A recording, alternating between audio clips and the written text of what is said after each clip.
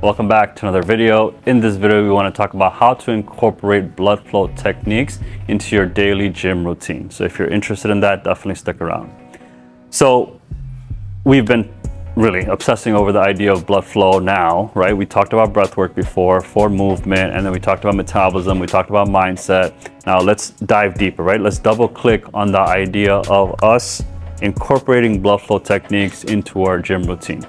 If you are watching this video and you go to the gym all the time, this is perfect for you. If you do not go to the gym and you want to start going to the gym, this is also perfect for you. This is really for anyone that is interested in optimizing their body, right? But when you do come to the gym, let's just say you're a seasoned gym goer, right? You've been coming to the gym for years now, you have your routine in place, but you wanna, take it up a notch. Or you're completely starting from scratch, you're trying to create a routine, and you want to know what are some best practices to apply to your workout itself. So we'll talk about that. But before we do though, let's talk about blood flow. Let's talk about why it's important to understand what blood flow is. Let's build that baseline and then we'll go ahead and build from there. Blood, right? That red substance that we all have, that liquid gold, I would say, for humans, right? Specifically humans, because without blood, well, every animal actually, but blood itself is the vital nutrient system delivery that we need within ourselves. Every single one of us have it. Every single one of us cannot live without it, right? That's the key right there. And what happens is in the blood, there's so many things happening, but the big thing is gonna be the red blood cells. These guys go ahead and take the oxygen from the environment, trap it into their hemoglobin, and then eventually go ahead throughout the body, 5 liters per second. We're talking about thousands of miles per second inside your body, going to all the different locations that it needs to go to give you the oxygen so you can go ahead and do something called aerobic respiration. That's just one concept of it, right? Aerobic respiration, taking oxygen from the environment, putting inside your body, and you're able to use that for energy. You also have something called anaerobic respiration, which is not using oxygen, but using things like sugars, fats, any other sort of metabolite that will allow you to burn for fuel, right? Think of ketones, right? People do ketosis. What is ketosis? It's essentially burning fat, creating ketone bodies, putting it back in the Krebs cycle, and you'll go from there as well. You can also do like a little bit of human photosynthesis, but that's something that we'll talk about in other videos. But our point in this video is we talked about blood. Now let's understand what blood flow is, right? Flow is how is it going through your body. We talked about earlier that it's going 5 liters per second, right? 5 liters of blood per second. That is an outrageous number. And when it's going, it's almost like in a loop, right? You have the heart sending out the blood throughout the rest of the body. Then you have the venous system bringing it right back into the heart so you can go to the lungs, get the oxygen, come right back into the heart. So there's a big process to it. But to simplify this is think about 10 major junctions of your body that blood is traveling that can be restricted or impeded because of the fact that we're not mobilizing those areas properly. And I talk about it in prior videos, we talk about the science of blood flow, but in this video real quick, you have your hands, right? You have all these bones in your hands, the joints in your hands. We wanna make sure that we have enough flow going into our hands, and that's the best way is just making a fist, really feeling that power generating, and then let it go. And you'll notice that when you're making a fist super pale, why? Because we're restricting all the blood flow, but when we let it go, it becomes pink again. And that's what we want. We want to see how fast does it become flushed pink. And that's okay. It'll take time. Maybe right now you're normal, but maybe you might be a little bit more pale than normal. That just means that you might be restricted somewhere else up the body, right? Up the chain.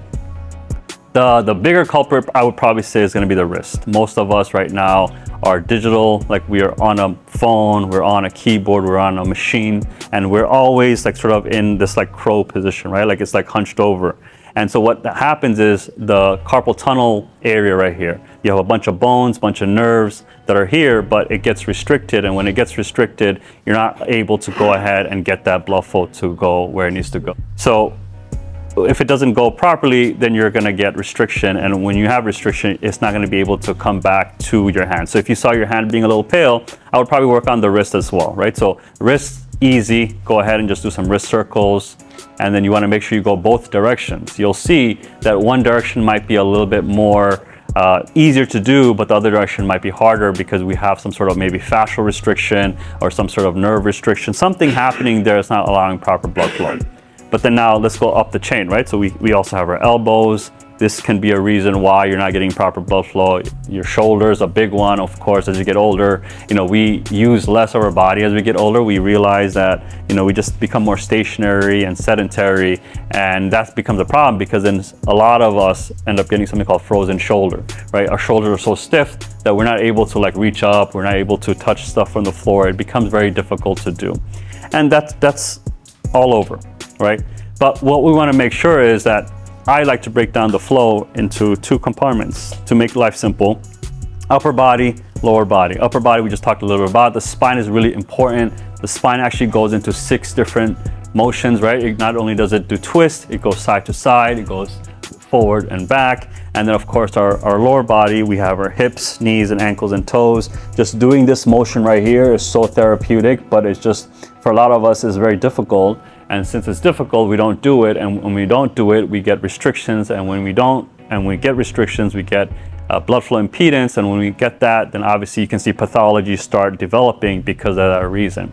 But now let's tie it into your gym routine, right? We talked about how important it is to have proper flow. So you can already imagine based on what you're going to be doing, right? So if your gym routine is just like, hey, I do a little bit of cardio, I then go ahead and do a little bit of weight training, and then I go ahead to the sauna or whatever it is, just consider the idea that, okay, whatever the activity that you want to do, whether you want to do a chest press or a leg squat or ab exercise, just remember those 10 major junctions. So if it's going to be something like an ab, we want to make sure our spine is loose and nimble so we're able to get blood flow there. If we're trying to do chest, then we know we're going to be using our arms to do the chest press, so we want to make sure our fingers are good, our wrists are good, our elbows are good, our shoulders are good, and then boom, we can go ahead and do that chest press. Doing our legs, same concept, squat. Obviously we want to loosen up our hips, our knees, our ankles, our toes, so that way when we are doing it, it doesn't feel like it's a burden on us, right? We want to make this pleasurable enough, of course painful a little bit, because that's how you actually grow. You need a little bit of hormesis on your body so that your body's like, okay, I need to develop stronger, I need to become better, faster,